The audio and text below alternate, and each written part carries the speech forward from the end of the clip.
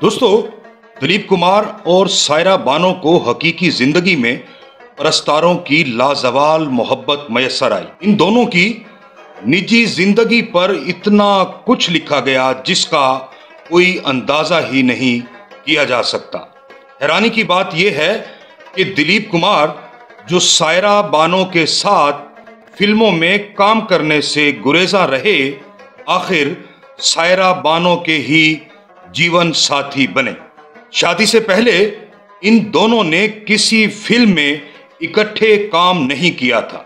जब सायरा बानो लंदन से अपनी तालीम मुकम्मल करके वापिस आई तो इनकी वालदा इन्हें फिल्मी माहौल से दूर रखना चाहती थी और इस सिलसिला में नसीम बानो ने अपने जिन फिल्मी साथियों और दोस्तों के जरिए सायरा बानो को फिल्मों में काम करने से रोकना चाहा, उनमें दिलीप कुमार भी शामिल थे।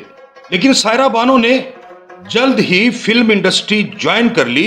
सायरा बानो के पास जो भी डायरेक्टर उन्हें कास्ट करने के लिए आता, वो उन्हें अपने मद्दे मुकाबिल दिलीप कुमार को कास्ट करने का कहती थी, लेकिन उनकी ये ख्वाहिश पूरी होने में ही नहीं आ रही थी।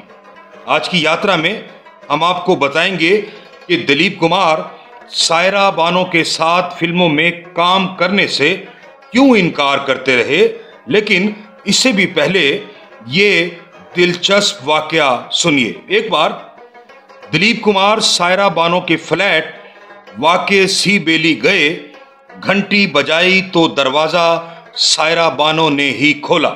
दिलीप कुमार को देखते ही सायरा बानो ने इस कदर ऊंची आवाज में चीख मारी कि किसी का भी दिल दहल जाए। उसके बाल तेल में चुपड़े हुए थे और उसने सादा सी शलवार कमीज पहन रखी थी। वो भागकर अपने कमरे में चली गई और दोबारा बाहर ना निकली। उसने अपनी वालदा नसीम बानो से कहा, अब दिलीप कुमार मुझे इस हुलिये में देख चुका है, वो कभी भी मेरे साथ फिल्मों में काम नहीं करेगा। सायरा बानो के साथ फिल्म्स में काम ना करने के हवाले से दिलीप कुमार अपनी बायोग्राफी में लिखते हैं, 1960 की दहाई के आगाज में हम AR कारदार की फिल्म दिल दिया दर्द लिया की कास्ट पर गौर कर रहे थे। महबूब खान के घर पर एक गेट टुगेदर में S मुखर्जी ने सायरा बानो को आगे करते हुए कहा, यूसुफ, ये नौजवान लड़की तुम्हारे साथ काम करने के लिए दीवानी हुई जा रही है। मैं मुस्कुराया और उसे इस ख्याल से बाज रखने की कोशिश की। मैंने अपने सर के बालों में हाथ फेरते हुए कहा, क्या तुमने ये सफेद बाल नहीं देखे? मैं तुमसे कितना बड़ा हूं। इसके जवाब में वो हंसने लगी और उसने कहा, मेरा ख्याल है कि सफेद बाल आपको मुनफरिद बनाते हैं। मजेदारी की बात यह है कि सायरा बानो की पहली फिल्म जंगली और गंगा जमुना एक ही साथ रिलीज हुई थी। दोनों सुपरहिट फिल्में थी। सायरा इंडस्ट्री में ऐसी हीरोइन बन चुकी थी जिसकी बहुत डिमांड थी। उसने उस दौर के तमाम हीरोज के साथ काम किया जिनमें राज कपूर, देवानंद, सुनील दत्त, शम्मी कपूर, राजेंद्र कुमार और मनोज कुमार शामिल थे। अगरचे उसने उस दौर के तमाम हीरोज के साथ काम किया था सिवाय दिलीप कुमार के। लिहाजा फिल्म मार्केट का बहुत बड़ा मुतालबा था कि एक ऐसी फिल्म मंजरे आम पर आनी चाहिए जिसमें वो मेरे साथ काम करे और मेरी हीरोइन के तौर पर जलवागर हो। उन्हीं दिनों महबूब खान की फिल्म हवा खातून की बातें हो रही थी जिसकी शूटिंग कश्मीर में होना थी। मुझे और सायरा को इसमें कास्ट किया जाना था। लिहाजा हवा खातून के लिए सायरा ने देवानंद की गाइड और S यूसनी की फिल्म पालकी में काम करने से इनकार कर दिया।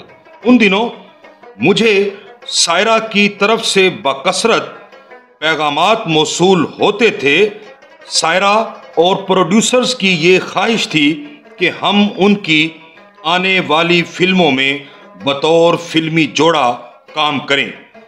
बदकिस्मती से मुझे हबा खातून से अलहदा होना पड़ा, क्योंकि मैं यूसुफ चाक हबा खातून के शोहर का किरदार अदा नहीं करना चाहता था, जो एक नेगेटिव किरदार था। सायरा बानो की बहुत सी फिल्मों के मुहूर्त शूट के लिए मेरी बहुत ज़्यादा डिमांड की जाती थी। साज और आवाज़ और हबा खातून के मुहूर्त पर उसने मुझे बताया कि वो अब जवान हो चुकी है और दराज कद भी, और मेरे साथ काम करने के लिए मौजू है। उसने मुझसे पूछा क्या मैं सिर्फ उसकी फिल्मों के मुहूर्त शूट ही देता रहूंगा या एक दिन उसके साथ काम भी करूंगा। बदकिस्मती से मैं उन प्रोड्यूसर्स को इनकार ही करता रहा जो मुझे सायरा के साथ कास्ट करना चाहते थे। मुझे उसके साथ काम करना मुश्किल महसूस होता था। ये दुबली पतली लड़की अगरचे जवान हो चुकी थी, राज कपूर और देवानंद के साथ फिल्में भी कर रही थी जो तकरीबन मेरे ही हम उम्र थे, लेकिन मैं उन अदाकाराओं के साथ काम कर रहा था जो मेरी उम्र और पुख्ताकारी के साथ मेल खाती थी। मैंने मुखर्जी साहब को बताया कि मैं सायरा बानो को एक ऐसी फिल्म में कास्ट करना चाहता हूं जिसमें हमारी जोड़ी मिसाली होगी। ये कश्मीर पर एक मौजू था। स्क्रिप्ट मैं खुद तैयार कर रहा था और फिल्म का नाम था वादी का गीत, लेकिन इस तवील इंतजार की वजह से सायरा मुझसे बेहद नाराज हो गई। मैंने महसूस किया कि एक नर्म मिजाज और शानदार खातून एक नाराज शेरनी में तब्दील हो रही थी। मैंने उसके जज्बात शदीद मजरूह किए थे। मिसाल के तौर पर अगर मुझे सायरा और उसकी नानी स्टूडियोज में मिल जाती तो मैं उन्हें सलाम करता। सायरा की नानी बड़े मेहरबान अंदाज में सलाम का जवाब देती, जबकि सायरा रुख मोड़ लेती जैसे वो मुझे जानती ही ना हो। इस लम्हे वो एक मगरूर मोरनी दिखाई देती थी। मैं उसके रवैये पर हैरान था। वो समझती थी इस किस्म का रवैया मुझ पर असरात मुरत्तब करेगा, लेकिन जिंदगी का नाकाबिले बयान हुस्न ये है कि हम ये कभी नहीं जान सकते कि आने वाले वक्त में हमारे लिए क्या होने जा रहा है। जब हम राम और श्याम शुरू करने पर गौर कर रहे थे, नागी रेड्डी का ख्याल था कि सायरा को राम की हीरोइन के तौर पर कास्ट किया जाए। नागी रेड्डी को यकीन था कि मज़ाहिया सूरत हाल में उसका मेरे साथ पेयर बेहद कामयाब रहेगा। मैंने इस मसले पर अपनी राय का इजहार करते हुए बरमला कहा, वो दिखने में इस किरदार के हवाले से इस कदर नाजुक और मासूम है कि ये किरदार सायरा के लिए मौजू नहीं। आखिर ये किरदार मुमताज ने अदा किया। राम और श्याम में मेरा उसके साथ काम करने से इनकार उसे सीख पा कर गया और सायरा ने मुझे मुख्तलिफ तरीकों से जिच करना शुरू कर दिया। राम और श्याम आखिरी मराहिल में थी कि मुझे सायरा की वालदा नसीम बानो की तरफ से एक दावतनामा मौसूल हुआ कि मैं सायरा की सालगिरह में शिरकत करूं। 23 अगस्त 1966 को जब मैं मद्रास से मुंबई इस पार्टी में शिरकत के लिए आया तो मेरे वहमो गुमान में भी नहीं था कि मेरी जिंदगी तब्दील होने जा रही है। मैं अपनी गाड़ी से उतरा तो मेरी पहली नजर सायरा पर पड़ी, जो अपने नए घर के बरामदे में खड़ी थी और ब्रोकेड की साड़ी में नाकाबिले यकीन हद तक खूबसूरत दिखाई दे रही थी। मैं हैरान रह गया क्योंकि अब वो सिर्फ एक नौजवान लड़की ना थी जिसके साथ मैं सिर्फ इसलिए काम करने से इनकार करता रहा क्योंकि मेरा ख्याल था कि वो मेरे साथ बतौर हीरोइन छोटी दिखाई देगी। अब वो एक मुकम्मल औरत बन चुकी थी और हकीकत में मेरी सोच से बढ़कर खूबसूरत थी। मैं आगे बढ़ा और उसके साथ हाथ मिलाया और हमारे लिए वक्त थम गया।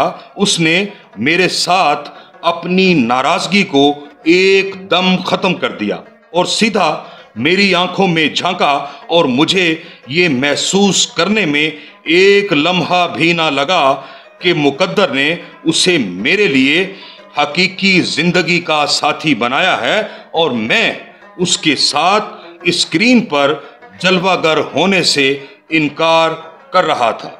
ये भी हैरानी की बात है कि राम और श्याम की शूटिंग खत्म होने से पहले पहले दिलीप कुमार और सायरा बानो की शादी हो चुकी थी। बाद अज़ां इस जोड़ी ने 3 फिल्मों में इकट्ठे काम किया। इन दोनों की पहली फिल्म गोपी थी जो शादी के फौरी बाद शुरू हुई।